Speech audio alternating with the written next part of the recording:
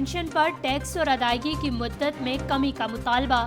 عالمی مالیاتی فنڈ کے مشن کی جانب سے مئی کے وسط میں دورہ پاکستان کا امکان ہے۔ اس دوران 6 سے 8 ارب ڈالر کے آئندہ بیل آؤٹ پیکج کے اہم خدوخال طے ہوں گے۔ IMF ٹیم 2 ہفتے اسلام آباد میں قیام کرے گی تاکہ آئندہ 4 سالہ پروگرام کے لیے کلام معیشت کے اشاریے اور مالی فریم ورک کو حتمی شکل دی جا سکے۔ اس کے بعد حکومت کی جانب سے توقع ہے کہ وہ 6 سے 7 جون کو اپنا آئندہ بجٹ پارلیمنٹ کے سامنے پیش کرے اور اس میں مالی استحکام کے لیے مزید سخت اقدامات کیے جانے کا امکان ہے۔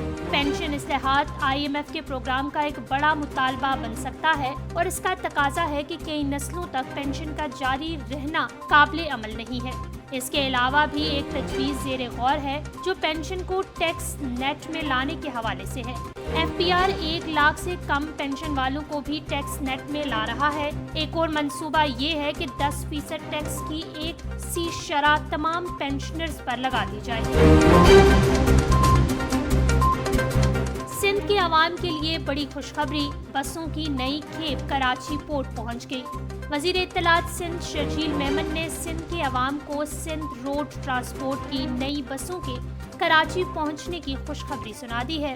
سوشل میڈیا پر اپنے بیان میں وزیر اطلاعات سندھ شرجیل میمن نے کہا کہ بسوں کی نئی کھیپ کراچی پورٹ پر پہنچ گئی ہے۔ انہوں نے کہا کہ حکومت سندھ کی توجہ عوامی خدمت اور صوبے کے لوگوں کو زیادہ سے زیادہ ریلیف دینے پر ہے۔ ان بسوں کے آنے سے محکمہ ٹرانسپورٹ بہت جلد نئے روٹس شروع کرے گا۔ ججز خط کے معاملے پر سنجیدگی نہیں دکھا رہی تحریک انصاف۔ تحریک انصاف نے ججز کے معاملے پر فل کورٹ بنانے اور چیف جسٹس کو فل کورٹ سے الگ ہونے کا مطالبہ کرتے ہوئے کہا ہے کہ اسلام آباد ہائی کورٹ کے ججز کے خط کے معاملے پر سنجیدگی نہیں دکھائی جا رہی۔ آج چیف جسٹس ایک طرف جبکہ پوری عدلیہ دوسری جانب کھڑی ہے۔ ججز کو قتل کی دھمکیاں بھی دی جا رہی ہیں۔ سب کو پتا ہے کہ یہ کون کر رہا ہے اور کرتا آ رہا ہے۔ چیف جسٹس کو تنخواہ عوام کے ٹیکس کے پیسوں سے ادا کی جاتی ہے اور ان کو تنخواہ ایجنسیاں نہیں دے رہی۔ دورہ آئرلینڈ انگلینڈ کے لیے قومی کرکٹ ٹیم کا اعلان آج ہوگا۔ دورہ آئرلینڈ اور انگلینڈ کے لیے پاکستانی ٹیم کا اعلان آج کیا جانا ہے۔ فاسٹ بالر حارث رؤف کو ٹیم میں شامل کیے جانے کا قوی امکان ہے۔ عثمان خان کو بھی مزید موقع دیا جا سکتا ہے۔ محمد رضوان پہلے سے بہت بہتر محسوس کر رہے ہیں اور وہ بھی ٹیم کا حصہ ہوں گے۔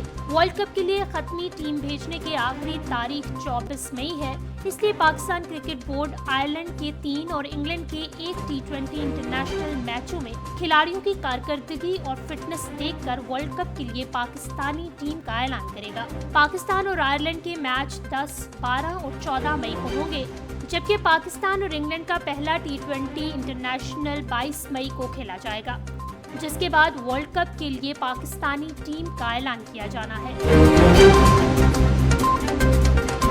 کراچی میں آج پارہ 40 ڈگری تک جانے کا امکان۔